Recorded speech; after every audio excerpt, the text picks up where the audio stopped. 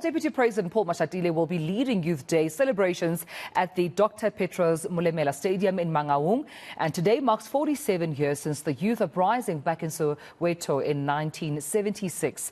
But are young people continuing to struggle for education, jobs and quality lives? Many of you may say yes, Dumelo, that's still happening. So let's check in now with my colleague Moloko, who's of course joining me all the way from Bloemfontein. Malume, I mean, we know that we're expecting, of course, the Deputy President to address today, just in terms of what the government is doing to address all of these issues, quite important to these commemorations today. Well, that is very true, Tumelo. Live from the Petrus Molemela Stadium, formerly Caesar Ramambodu Stadium in Rocklands in Mangaung, the Free State Province. This is where the 2023 National Youth Day commemoration activity or celebration is taking place. In the chilly Mangaung, temperatures just about 2 or 3 degrees Celsius. And of course, the youth of 2023 face a completely different scenario or challenge. Unlike the youth of 1976, who were facing the repressions by the apartheid government that was imposing all colonial rules and really making it difficult for them to even see the future. Today, there's a different challenge altogether. The issue, obviously, of crime, the issue of joblessness, opportunities, be it in business or studies. And of course, there are organizations that have been created within the democratic government to assist specifically young people. One of those is the National Youth Development Agency. And I want to bring into this conversation Wasim Karim, the Chief Executive Officer of the NYDA. Thank you so much for your time. What are you offering young people as the NYDA? Yeah, thanks. So I think, first of all, greetings to everyone and wishing everyone a good and a happy Youth Day. Of course, today we're here to commemorate June 16th, 1976. But what we've done is a little bit different to what South Africa generally does. Post 1994, we've always had these mass-based kind of rallies, And what we've picked up in the last few years is that those are no longer really relevant to young people. Yeah? What young people really want is access to opportunities. Yeah? And what you'll see here is a wide range of access to education, entrepreneurship, skills development opportunities for young people. Of course, we know unemployment is very high in South Africa. It's not a unique problem. Across the world, youth unemployment is a challenge, and we will have to work progressively to be able to do that. But I think really what we're putting together here is opportunities to showcase young people what are the different pathways that they have to be active citizens in the economy. Talking of different pathways that you ought to create, young people are not a homogeneous group. You have those who would have an opportunity to go to university. They are a tiny minority. Others will not have that opportunity. They will go look for employment opportunities directly after matric. And others will just languish without going into training or employment. How do you cater all those 3 segments and even more, perhaps? 100%. So I think we fully understand that not every young person is academically inclined, and there's those that will go to university and do well and succeed. I think that's part of the reason why we've invested so much in technical and vocational training, because young people who are good with their hands, who have the ability to do things, we have a serious shortage of artisans in the countries, professional diesel mechanics, welders, plumbers.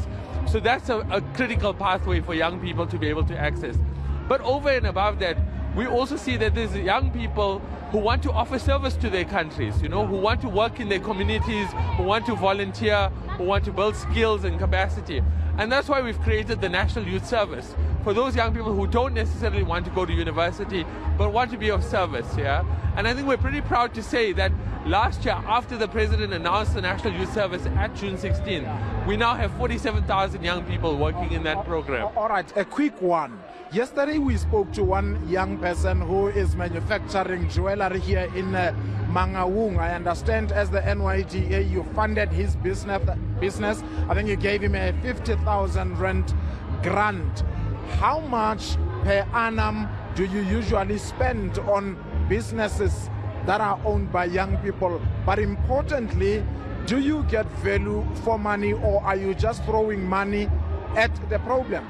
Well, was his business still functional when you visited him yesterday? So I think that answers the question, right? If you give a young person money and they're still trading and they're still thriving, it tells you that there's return on investment. We don't have enough entrepreneurs in South Africa. We have much less than the rest of the world, and therefore we have to continue to invest in our entrepreneurs.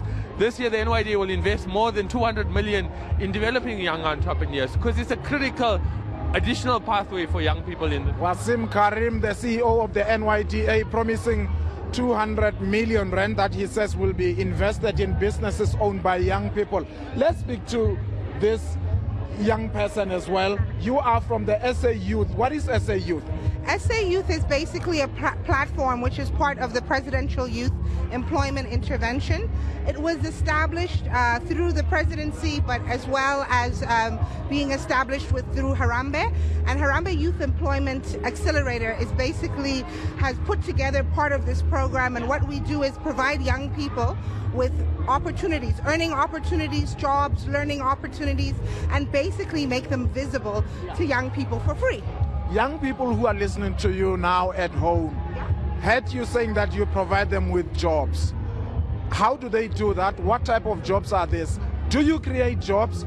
Do you link them with the employer? So what we do is we link them with opportunities. What we know is that young people out there face so many challenges to get jobs. And so what we've done is design this platform so that it's data free. They can look for jobs all day without paying. They don't have to pay the transport cost of going back and forth.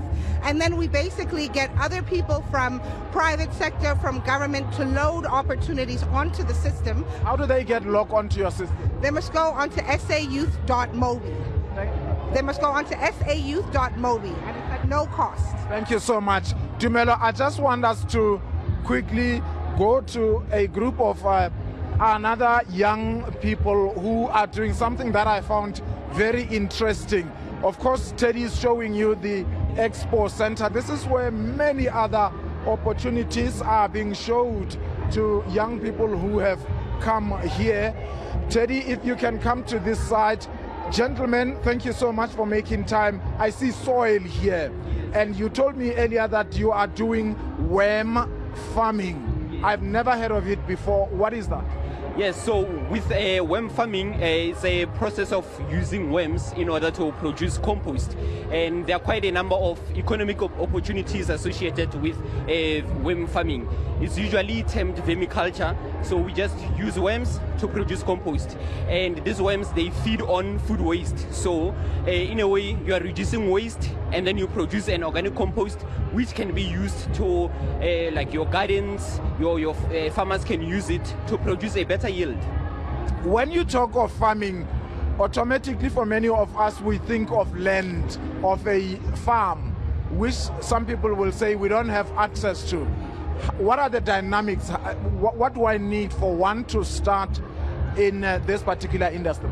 It's easy. If you can see, this is the smallest bit that we give to people that subscribes to our trainings. We train people every day on worm farming, mainly because of it's not an easy process to manage it. There are a lot of humidity factors associated with worm farming, temperatures, those kind of things, they need to be maintained. So we have worm farming trainings. So after that worm farming training, you are able to become a worm grower as well. You can do this at your room. That's how that I make a very small. People, it's not a secret. People go into business to make money. Do you make money out of this? Yes, definitely. So we make money out of the trainings, of the compost, and we also make money out of the worms. We have fisheries, worms as a hook. Also, this compost, you can sell it as a solid compost as well as a liquid compost. So that's where we are generating money. Those who would be interested to do this, what are you going to tell them? Those who are what, pardon? To do worm farming, those who are watching you now, how about that? All right, they can easily contact us on our social media platforms, or Who are you? Who are you? All right, we are from eNCA's CU team. It's a non-profit organization. It's a global organization, actually. So if you want to reach us, you can just email us on vemivillage@gmail.com, and then we'll take communication from there. Thank you so much. Worm farming, for some of us, we have never heard of it. Quite exciting. And of course, we expect that the program will start anytime from now. The acting president of the Republic, the last time we had, is that during a remote address. All right, Moloko, Moloto, we can definitely see the excitement from all the learners coming through here. Just looking at, of course, the screen there with them walking past, definitely saying hi and giving a shout out to eNCA. But also quite interesting to see worm farming and young people at the forefront of not only, being active in worm farming, but also educating. I think I heard they saying they're providing skills training in worm farming as well, amongst the many other opportunities we're seeing there at the exhibition side where Moloko Moloto is. We're, of course, anticipating the Deputy President, that's Paul Mashatile, to give an address on these Youth Day commemoration activities today, particularly on that one held out in Mangaung. We'll be sure to catch up with Moloko Moloto once again as soon as the program begins.